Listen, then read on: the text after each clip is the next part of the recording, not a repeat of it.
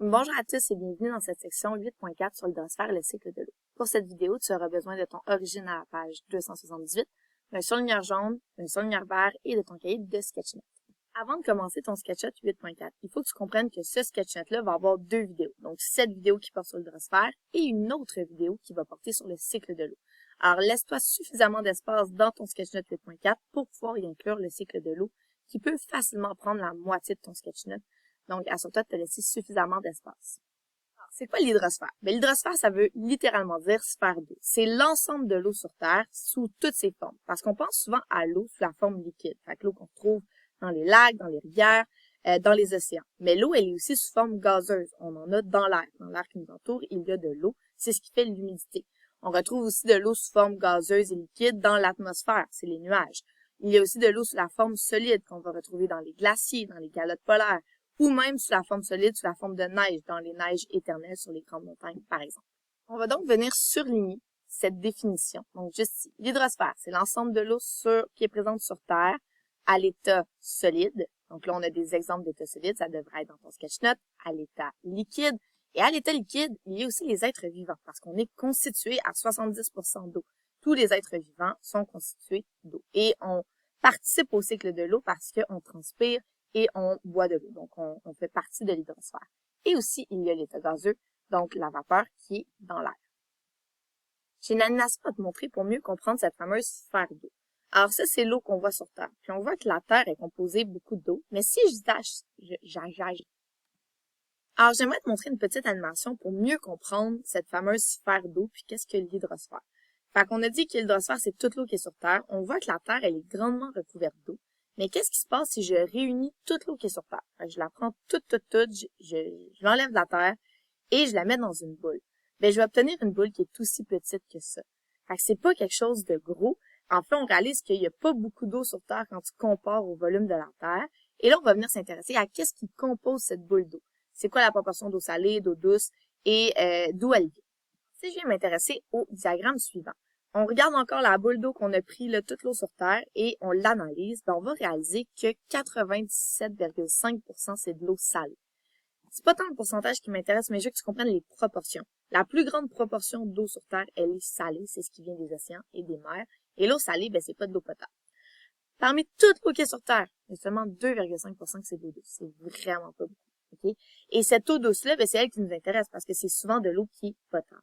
Si je prends ce 2,5% d'eau douce et je zoome dessus, donc je vais aller voir, ben, elle provient d'où cette eau douce-là? Ben, on va réaliser que la majorité de l'eau douce, elle est sous la forme gelée. Okay? Fait que ça veut dire dans les glaces, dans les banquises, dans la neige.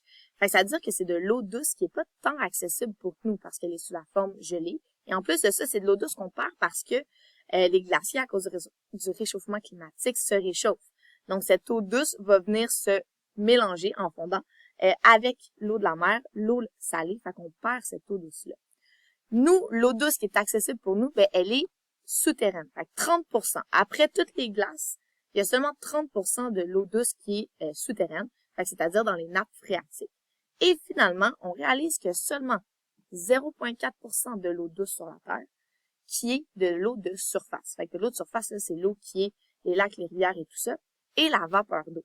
On le réalise pas tant au Québec parce qu'il y a énormément de lacs et de rivières, mais il n'y a pas beaucoup d'eau douce dans des lacs et des rivières partout dans le monde quand on regarde ça. Et c'est pour ça que l'eau douce, on va aussi appeler ça de l'or bleu. Fait qu'on va venir se l'écrire ici, là, je vais l'écrire avec le crayon. De l'eau douce, là, un synonyme que ça a, on appelle ça de l'or bleu. J'écris ça super bien avec mon touchpad, c'est pas extraordinaire. Or bleu.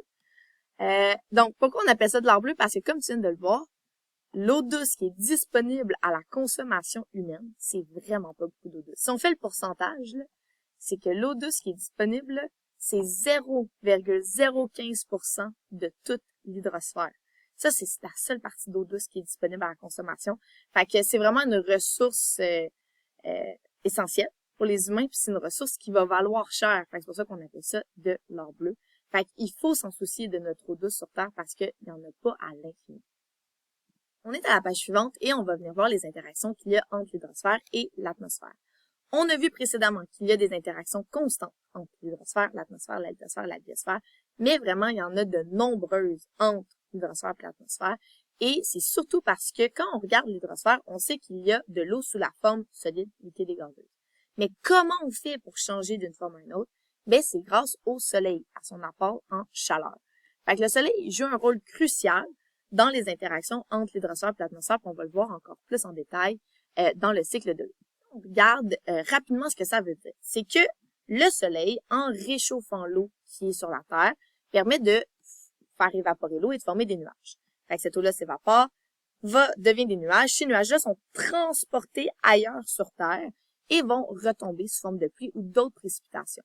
Et ces précipitations-là ont pour rôle de chauffer ou de refroidir notre atmosphère. Ça peut paraître un peu banal, mais c'est super important pour l'équilibre au niveau de la température. On va descendre un peu en bas pour voir ça.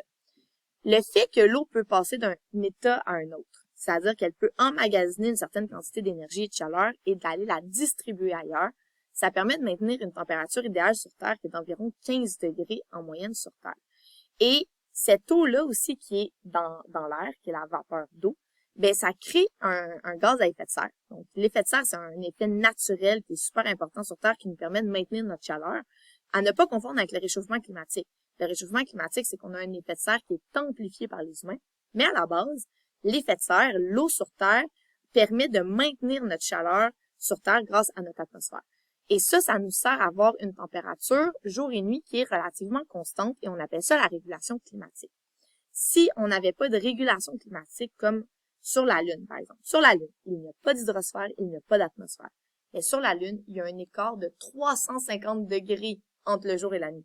Imaginez, on ne pourrait pas vivre s'il y avait un écart de 350 degrés entre le jour et la nuit. Comment ça se fait qu'à sur Terre, la température, elle est relativement constante, alors que la Lune, qui est juste à côté de nous, vit des extrêmes? C'est à cause qu'on a une hydrosphère et une atmosphère. L'hydrosphère permet d'envoyer de l'eau dans l'atmosphère. Cette eau-là dans l'atmosphère-là permet de maintenir une température et de créer un certain équilibre. Fait que cette interaction-là, elle est super importante. De plus, je vais passer brièvement ici, mais c'est juste pour montrer que ces échanges entre l'eau et l'atmosphère grâce au soleil, ça va aussi créer tous nos phénomènes météorologiques.